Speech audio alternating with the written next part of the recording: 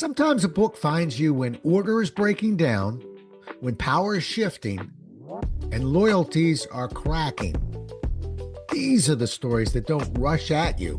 They simmer, carrying the weight of time and unfinished business. Now, I've got an author I'd like you to meet who understands that crime fiction isn't just about who did it, but about what it costs to keep chasing the truth for decades, and what happens when the past finally demands to be answered.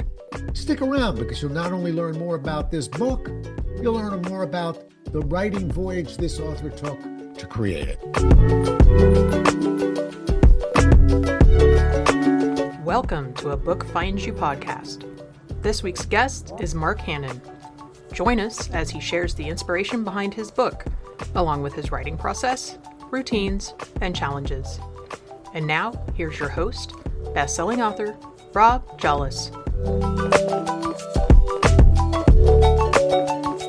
Today's guest, Mark Hannon, is the author of 3 crime novels: Every Man for Himself, The Vultures, the latter a finalist for Killer's Nashville's Silver Fashion Award, and most recently, Dunleavy, which was a finalist for Killer Nashville's Claymore Award. He's also the author of a history, The Fire Laddies, about firefighting in early 1900s Baltimore, a dozen short stories and numerous articles on maritime history, public safety, and Baltimore neighborhoods. A retired firefighter and tugboat deckhand who grew up in Buffalo. He currently makes his home in Baltimore with his wife and 2 adult children, and you'll hear that Baltimore accent in just a second. Happy to have you with us and welcome to the show, Mark. Hey, how you doing, Rob? I'm good. Pleasure to have you. I want to dive right in. And my first question to you is, how does a retired firefighter and tugboat deckhand become a writer? Well, it all started many moons ago. My parents used to read to me every night, and my father would change voices with every story. In other words, if we were reading Treasure Island, he would be Long John Silver and different voice for Billy Bones, etc. And I've always loved telling stories. And then when I was in high school, we would sit down in people's basements and listen to music. And I'd always write stories where I had friends of mine would be superheroes and our teachers would be the bad guys. That progressed into when I was in college and I started hearing some really great stories, events that happened, and I would start writing short stories about them. None of them ever got published back then. Kept working at it, and I finally got one idea that really stuck with me, and that was this idea for the book Every Man for Himself. At that time, it was probably late 70s, and I was working for a vending company, which, if you know anything about vending companies back then, they're all cash basis, and there was a number of, shall we say, slippery individuals working in there. And they were telling me stories about back in the late 40s and early 50s that people used to gamble on pinball machines. Wow. And it was big money back then too, because what would happen is you taking an industrial town like Buffalo. Let's say you're working on the assembly line at Chevy. You're taking home 60, 65 bucks a week and you're raising a family on it. Some of these machines were taking in $100 a week, and that's in nickels. So it was a booming business, but of course there was problems with it. Kids were playing them, husbands would come home with lost paychecks, etc. And you had to have a few policemen and politicians looking the other way. So I kept hearing these stories, and then I did research on it, and it came up with my first book. And once it got published, I was bit. And I just went from there to the rest of the stories I've written. Yeah. Well, I'm going to get into how you wrote that book in just a second, but I want to double back about your dad. A good Yeah. storyteller, a guy. It sounds like he had a little bit of energy and animation when he Oh, told yeah. stories. What did he do for a living? He was a salesman. He was working for a company called Rich Products that is a frozen food company. Now it's a big time food company. He worked for them, but he did a number of other things before he got into business. Um, he grew up in the west side of Buffalo, had a lot of characters that he used to talk about, and some of whom I'm related to. And he would tell stories about them, and then he would launch into, like I said, Treasure Island or the Billy Goat's Gruff and stories like that, which really got me bit. Yeah. And it's funny, my dad was a salesman as well and a very animated guy. And I Hmm. think good salespeople tend Hmm. to be able to tell pretty good stories. They tend to have some energy. Can't walk in, with your head down, staring at the floor and mumble and think you're going to It sell will work. something Yeah. today. Yeah. So I think it's a common trait. Your work feels sort of driven more by long memories rather than quick resolutions. Uh, Hmm. what draws you to the stories that, I guess, in a sense, refuse to get buried? A lot of it, I've always been interested in history. And when you learn your local history and the people that, as it evolves, a lot of things didn't get settled. So, and people have, especially people with desperate jobs, have long memories. So they want to get things settled or they want to get through things. And what started in 1950 may not be settled by 1960 or 70. But there's a lot of people who keep it in the back of their mind that want to get even, they want to get ahead, and they remember for a long time, especially if you're living in a industrial town with ethnic neighborhoods and things like that. They don't forget. Hmm. So as the word gets around, and then you get an opportunity to take advantage of getting back at somebody, you do it. Okay, well said. Yeah. Uh, let's climb into your writing a little bit. You know, the way you write, do you begin with the end in mind, or do you figure, start writing and figure I'll find my way there when I get there? I more or less I find my way when I get there. Mhm. I usually start out with something that's historically based, Right, like my story about the pinball gambling. right, And I knew the way that ended, but what really runs it is you establish the characters and then you let them run with it. How would this individual act in this case? How would this individual wind up there? Would this individual change sides? Would they eventually get into trouble? Would they survive? And like that. So once I get the characters established, I let them run with it. right. And when you were in school, because it seems like this is in your bones, but when you were in school, Mhm. did you enjoy English classes? I mean, were you an essay guy? I actually was. I wasn't a real good true false multiple choice person, Right, but give me a shot at an essay and let me just explain this to you, and I'm right. fine. Uh, was that you? I mean, were you attracted more Yep. to the oral part of all this? Yeah, history and essays I was pretty good at. Hmm. Some of the English stuff I wasn't. I remember taking a short story class in college, Hmm. and it seemed like, the teacher would ask, "All right, what do you think the background and the meaning of this story is?" And it seemed like I always got it wrong. So then I had to scratch my head and think some more about it and have some of the other people and teachers explain it to me. But I think I got the hang of it eventually. Well, we all do, but I actually was laid off from a job because I wasn't a writer. Hmm. And because I was sort of like you, I was attracted to it, but the grammar part kind of got to me, and I sort of just said, "Hey, I'm your trainer, not your writer." Right. And when I got laid off because they had to get rid of one head count, and we were writing RFPs, I checked myself into Montgomery College, took a Okay. writing class, Right. and 8 novels later. So, but it's funny, we can have that creativity. That's part of the writing process too, Right. is learning how to dot the i's and cross the t's. Uh, Hmm. we, we don't have to be perfect. I mean, that's what copy editors are for, but we need to be in the ballpark. So, Right. all right, let's talk about your routine a little bit. Uh, Okay. do you write daily? Do you have certain days or moments or hours that you write, or you write when you feel like it? Normally I write Monday through Friday. Hmm. Um, Saturdays and Sundays I might be doing research, or and a lot of the research is getting in touch with people who were there during the historical events I'm writing about. Retired policemen or relatives of mine who maybe got the idea started. I do a little more business on the weekends too, but Monday through Friday, up until 5 o'clock p.m. That's when I'm doing my writing. I'll start in the morning with, got to feed the dog, got to do some other stuff around the house, maintenance on the house, Right. stuff like that that you got to do to live. But now that I'm quasi retired, I can spend a lot more time on it. Okay. So let's stay there. You're spending a Sure. lot more time on it. Hmm. Are you building the brand around it? In other words, a lot of authors, we Hmm. write, we get up, we write, we finish, we write, we edit, we write. I'm Right. referring to a website, a way for people to follow what you're writing, a Oh blog, yeah. things like that. Do you have a Hmm. website? I have a website. Yeah, it's markhannonbooks.com. Perfect. And Hannon Yep. is with two N's, right? Hannon. That's it. Okay. So good for you. Now, do you have a way of attracting and holding on to people who are following you or who are hitting that website? I'm not that social media big, but what I do have is an email list that I keep expanding. People mention that they're interested in things.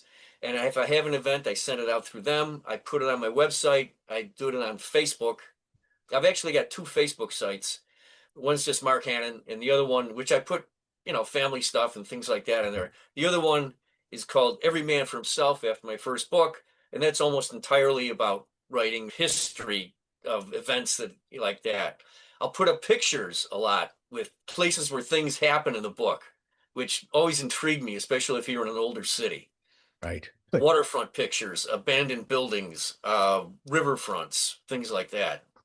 Good. Love that, by the way, because what we're trying to do, writers sometimes we obsess on the writing part and we don't want to really focus on the marketing part. We're Hmm. going to get to marketing in a minute, but I like that you've got your website. I like that. Hmm. Last question, and I'll stop poking you here, but Okay. I want to make sure because really I like the machine that you're building there. Hmm. So if I went to your website, Hmm. there's a way for me to sign up so that I can follow and get at some of these pictures that you're talking about. Will I know that, or do I have to keep coming back to the website? No, because I've got listed where my Facebook sites are where I put the Okay. pictures on. Hmm. And like I said, I list the events there as they come along. And if you, like I said, my email list, it keeps expanding of people like, all right, I'm going to have a book signing here, or I'm going to, uh, doing a podcast like this and Hmm. things like that. So I can let people know about it. Got it. And a podcast like this, and remember, I'm talking to you and I'm talking to people who are listening to us right now. Right. Um, one of the reasons why we do a podcast like this, there's many reasons, but one of the nice ones is we're going to give you the MP3 and the MP4 of this, meaning the audio and the video.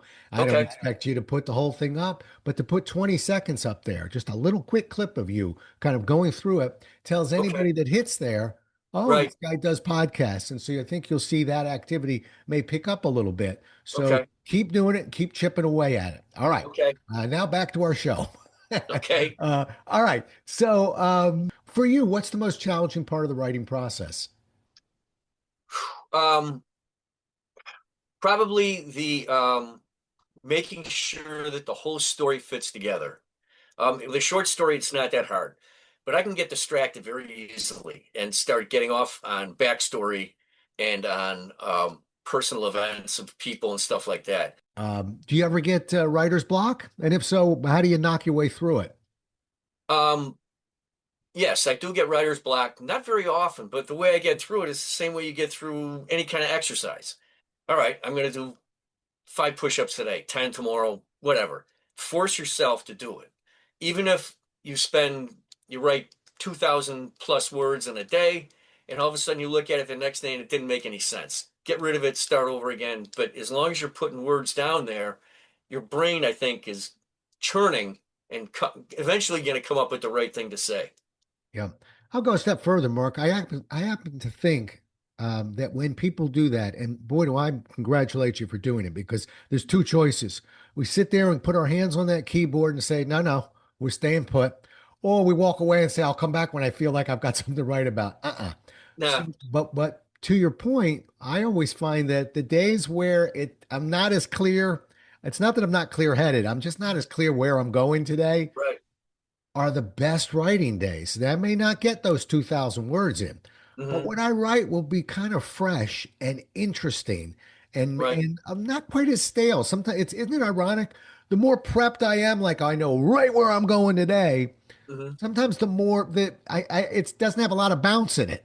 It's not Right. as creative. So I just encourage people to listen to what you just said and remind themselves that not if, but when we get blocked, if you have a routine, stay with the routine. And don't Absolutely. worry, you end up with three sentences, I'll still buy you a beer, you know?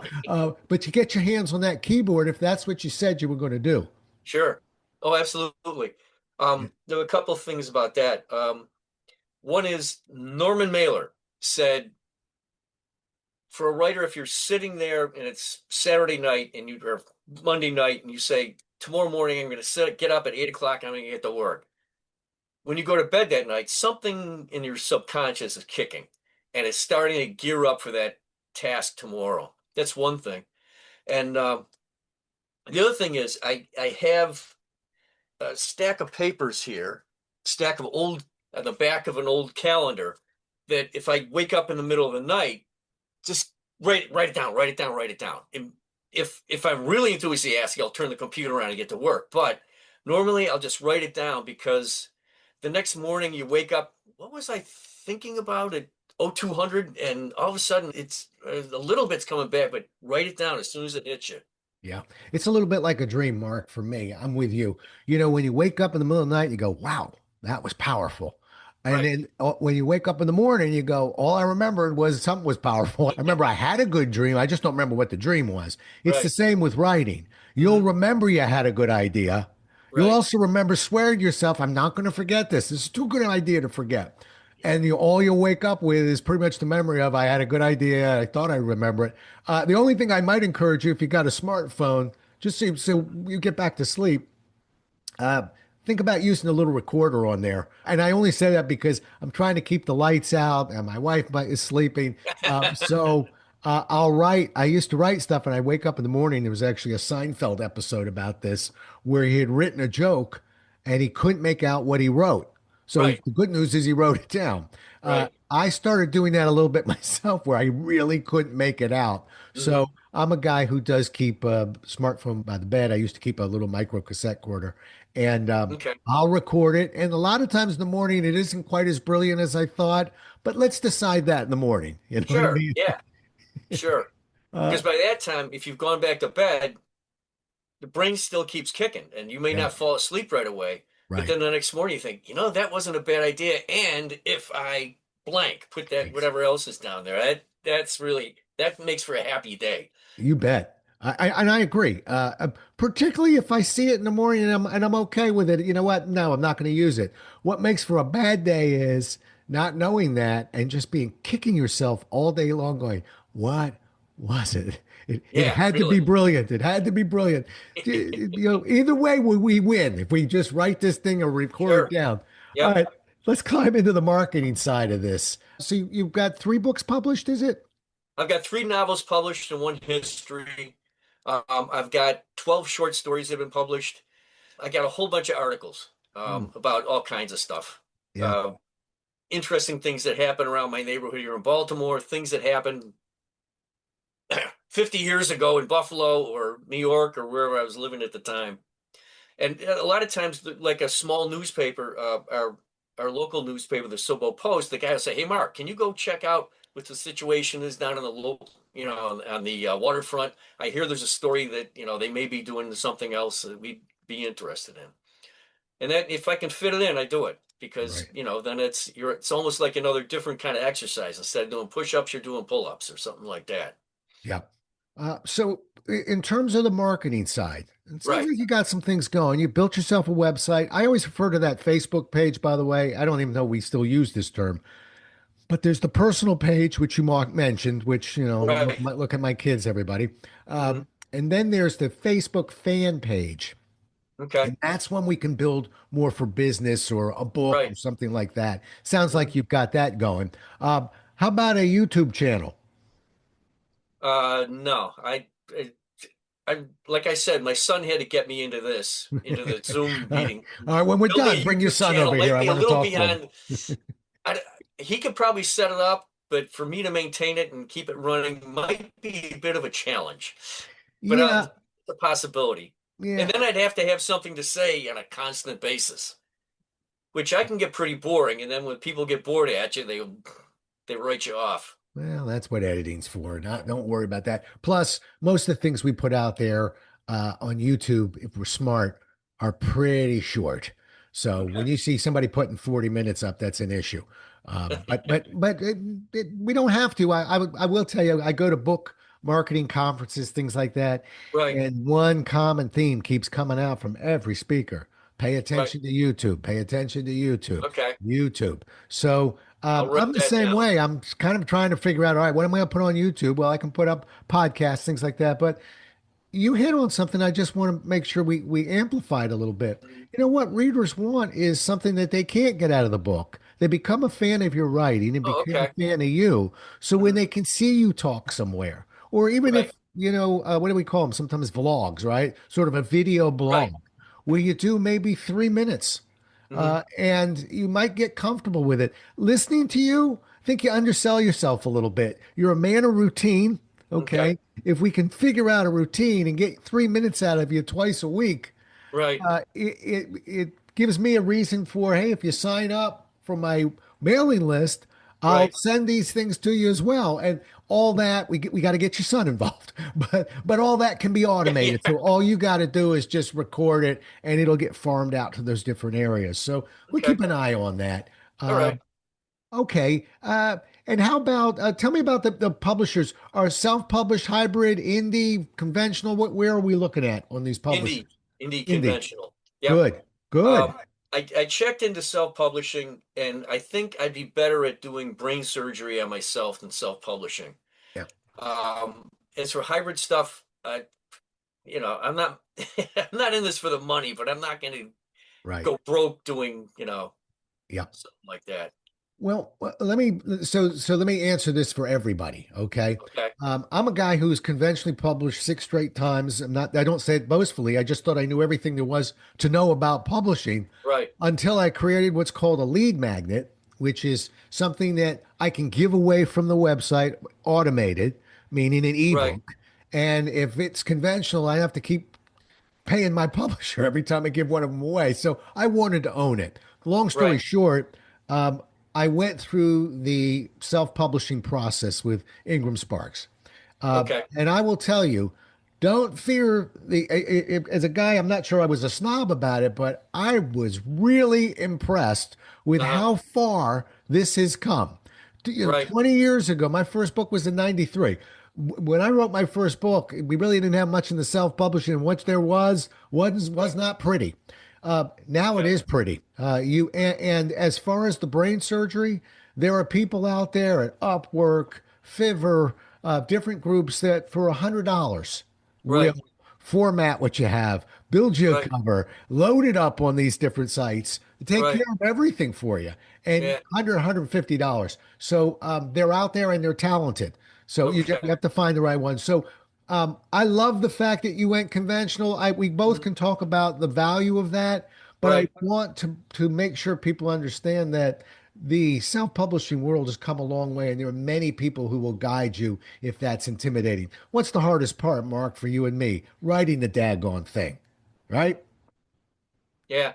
Yeah. Um, it's like working on my house. I can do a fair amount of plumbing. Right. Electricity, I don't play with too much. Even though I'm a retired firefighter, I know how to shut stuff off without getting hurt, but running a few things. The one thing I would like to expand into is audiobooks.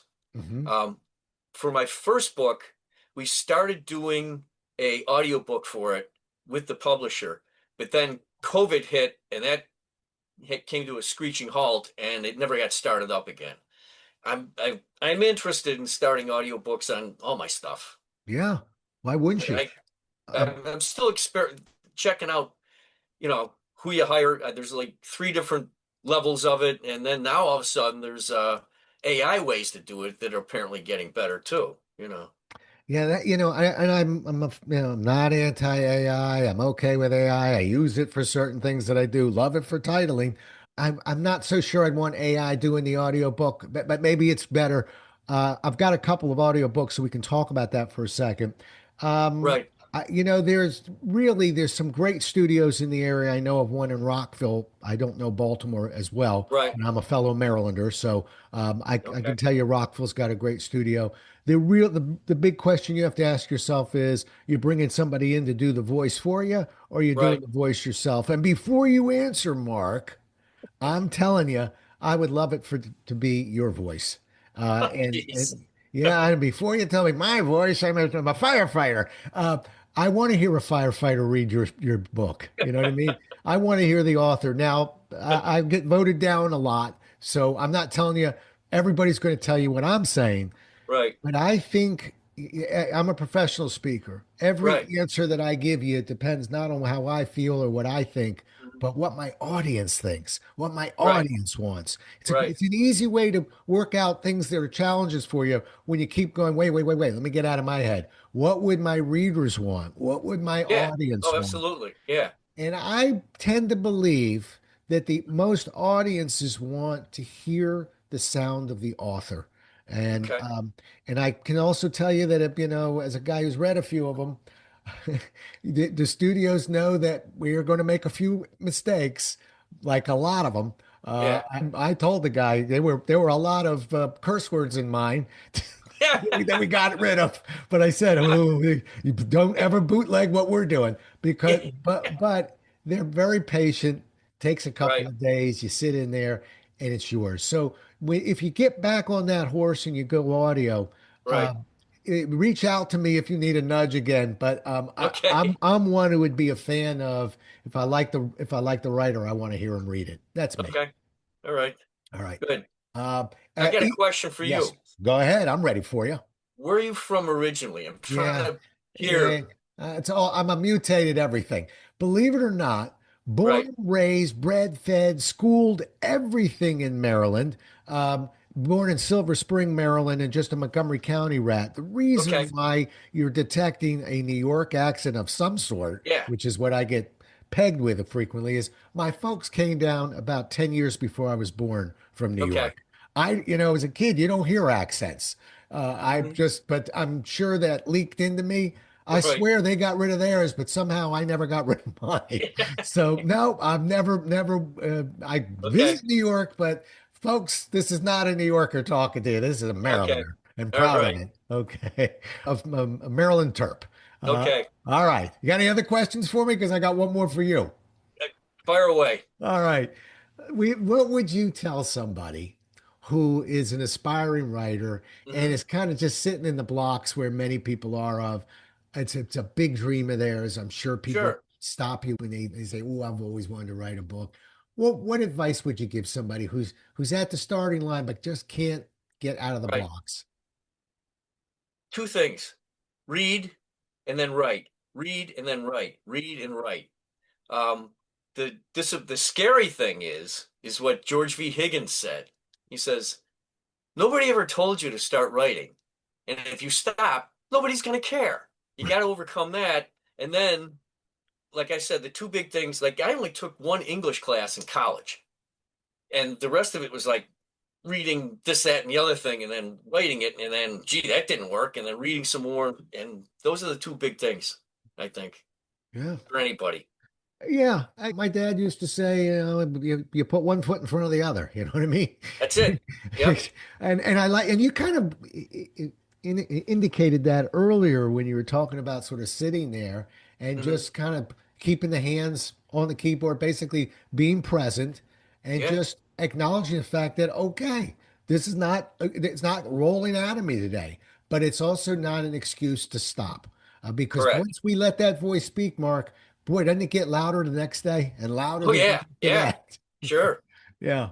Um, It's you like you know, made it through the prelims and now you're going for the big time. yeah. Do you ever see a movie, A Beautiful Mind?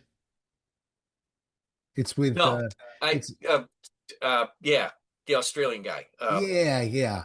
I'm trying to think of his name myself. People Russell shouting. Crowe. There you Russell go. Crowe. Is No, it I do one? not have 5,000 post-it notes all over in front that All you right, can't so you see did here. see it, but you remember at the very end when he's talking to somebody and he's up for the Pulitzer Prize or whatever it is, the Mhm. Nobel Peace Prize, and they say to him, "Do you still see these people? Do you still hear the voices?" And he Right. says, "Yeah." And they're right there standing next to him. He said, "Yeah, Yeah. they're there, but I've ignored them for so long.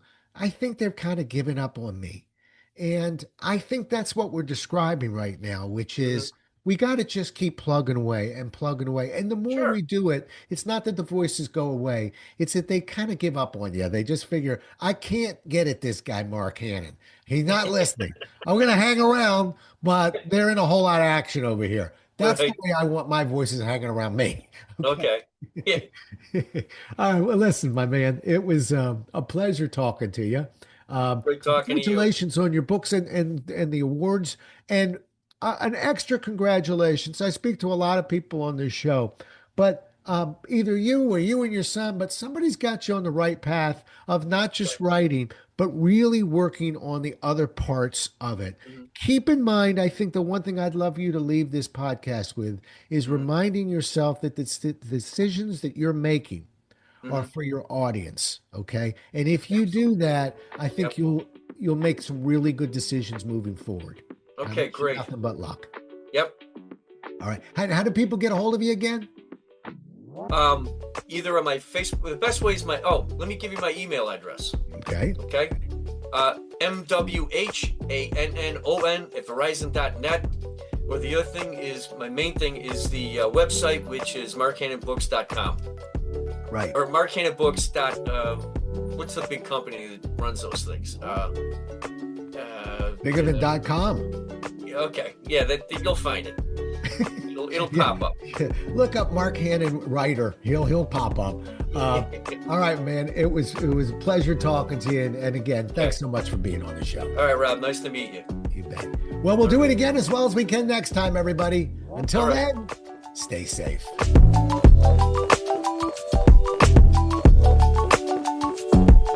Thank you so much for listening. If you enjoyed today's guest author, we'd love you to rate, review, and share this episode with others. If you'd like more information on today's guest or the Maryland Writers Association, please visit our website at marylandwriters.org. You can also hear a brief history of the Maryland Writers Association by listening to episode 0.